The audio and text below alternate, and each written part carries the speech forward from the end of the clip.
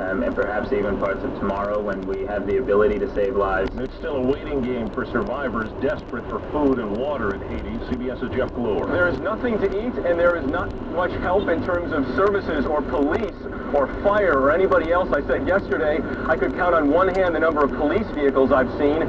That remains to this day. Yes, no food. You see people begging on the streets for food or water, whatever they can do. I saw a few people a couple blocks up frying some plantains at one point, but that's about the only food that I've seen people make on the streets. The U.S. military has just distributed its first aid. The Army's 82nd Airborne Division starting to hand out food, water, and medicine outside the main airport. Officials say a man made a bomb threat at an airport in Traverse City, Michigan. No bomb was found, but the man was taken off a flight by authorities. Policy changes are promised after the Pentagon report into the Fort Hood massacre. Former Army Secretary Togo West led the review. We need to make sure we understand the forces that cause an individual to radicalize, to commit acts of violence, and thereby to cause an internal vulnerability. The government says consumer prices went up just 0.1% last month, just over 2.5% for the year. Economist David Weiss. Excluding energy, there's just not much inflation out there because there's a recession. Unemployment's high, people aren't giving out pay increases, and as a result, there's no pressure on prices. A Moscow double take. Drivers on one of the Russian capital's busiest roads saw a 2-minute porno video on an electronic billboard instead of the regular ad. It's thought a hacker did it. Right now on Wall Street, a down day. The Dow is off 135 points. NASDAQ down 32.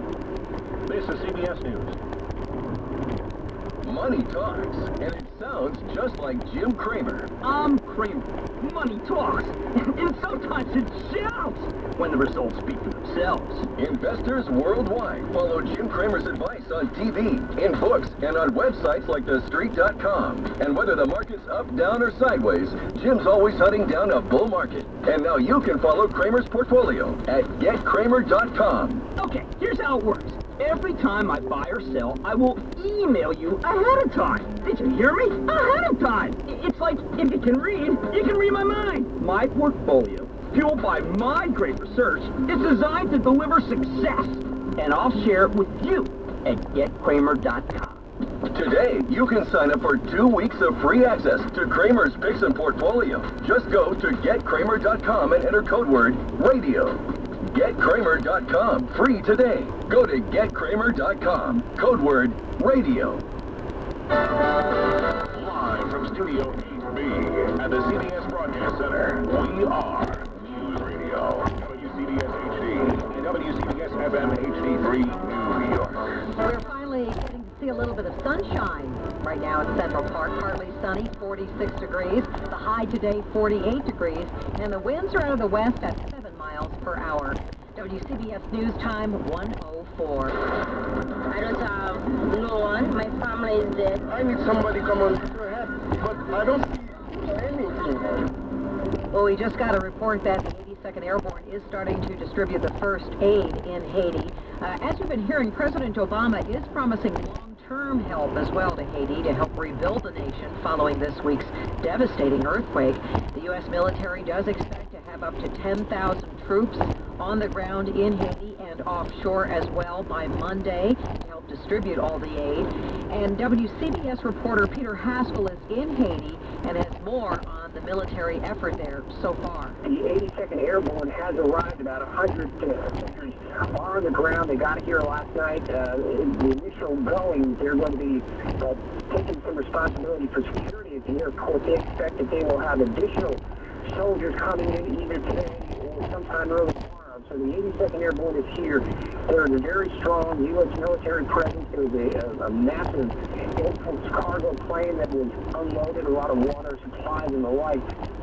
Now, Peter just arrived in Haiti this morning. He's traveling with the humanitarian group Concern Worldwide. If you'd like more information or you'd like to make a donation, go to our website, WCBS880.com, by the way.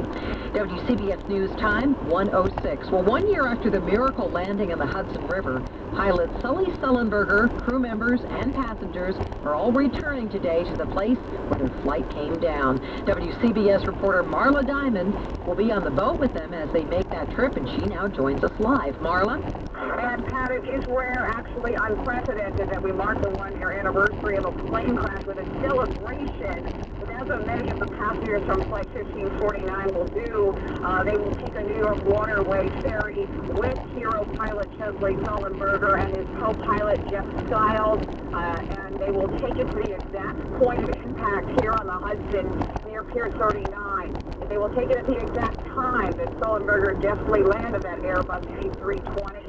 3:31 p.m. It was a cold, it was a frigid day. Today is actually beautiful for January 15th. It is warm and sunny, and they will go out on the Hudson and raise a toast to those hero pilots and the ferry crews who raced in to help bus passengers from the icy river.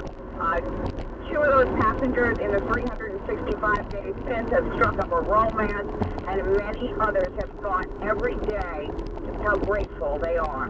Reporting live from the Hudson, Marla Diamond, WCBS 80 News. Great story, Marla Diamond, WCBS News Time 107. By the way, you'll find a wealth of material about the miracle on the Hudson